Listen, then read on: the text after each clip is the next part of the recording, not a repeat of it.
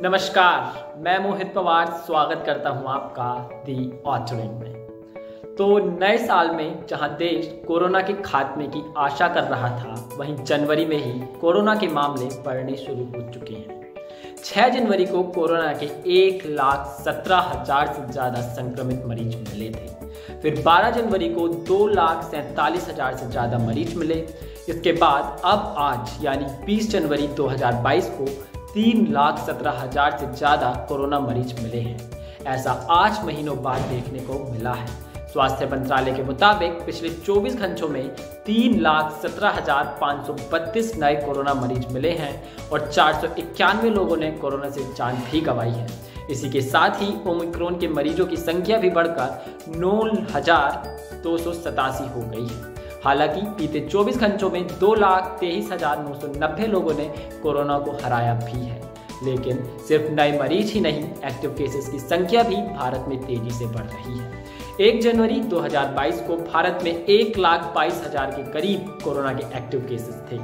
इनकी संख्या अब 20 जनवरी 2022 को 19 लाख से ज़्यादा हो चुकी है। स्वास्थ्य मंत्रालय के मुताबिक फिलहाल देश में कोरोना के 19,24,091 एक्टिव केसेस हैं।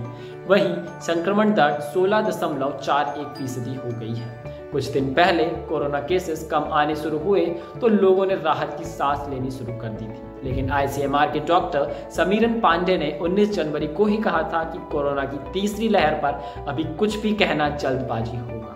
उन्होंने आशंका जताई थी कि मार्च से पहले राहत मिलनी मुश्किल है और कोरोना के बढ़ते ग्राफ को देखकर अब उनकी भविष्यवाणी सच होती दिखाई दे रही है। एक्सपर्ट्स का मानना है कि संक्रमण को रोकने का एकमात्र तरीका अधिक से अधिक लोगों का वैक्सीनेशन कराना है।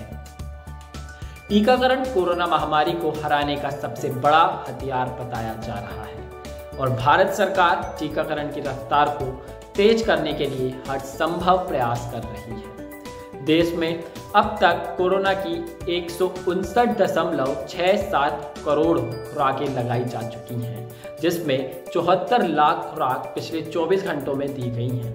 इसी के साथ ये भी बताया जा रहा है कि अब तक फ्रंट लाइन वर्कर्स को 61 लाख बूस्टर डोज भी लगाई जा चुकी हैं।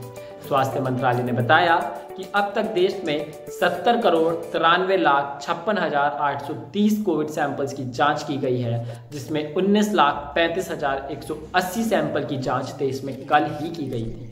वैश्विक स्तर की बात करें तो अमेरिका के बाद दूसरा सबसे ज़्यादा प्रभावित देश है। 17 जनवरी से अब तक भारत देश ने 8.7 लाख से अधिक दैनिक मामलों की सूचना दी है। सबसे ज़्यादा प्रभावित देशों की तुलनात्मक अंतर्राष्ट्रीय डेटा की बात करें तो डेटा से पता चलता है कि जनवरी में अर्जेंटीना भारत और अमेरिका के अलावा एकमात्र अन्य देश था जहां 1 लाख से अधिक दैनिक मामले दर्ज किए गए थे।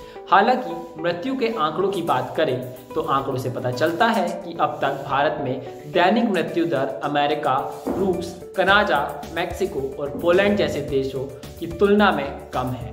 अगर राज्यों की बात करें तो देश में कोरोना से सबसे ज़्यादा प्रभावित राज्यों में महाराष्ट्र सूची में सबसे ऊपर है। उसके बाद कर्नाटका का नंबर आता है। दोनों ने बुधवार को 40,000 से अधिक मामलों की रिपोर्टिंग की है। केरल ने 30,000 से अधिक मामलों की सूचना दी और उसके बाद तमिलनाडु और गुजरात का स्थान है, जहां दैनिक गिनती 20,000 से अधिक थी। 6 राज्यों ने 10,000 से अधिक मामलों की सूचना दी है। सूचना में उच्च से निम्न मामलों के क्रम में उत्तर प्रदेश, दिल्ली, राजस्थान, उड़ीसा, पश्चिम बंगाल और आंध्र प्रदेश शामिल थे।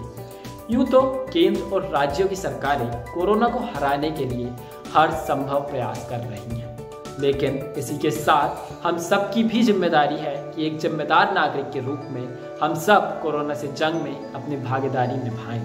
जल्द से जल्द अपना टीकाकरण पूरा कराएं और कोविड अनुरूप व्यवहार का पालन करें।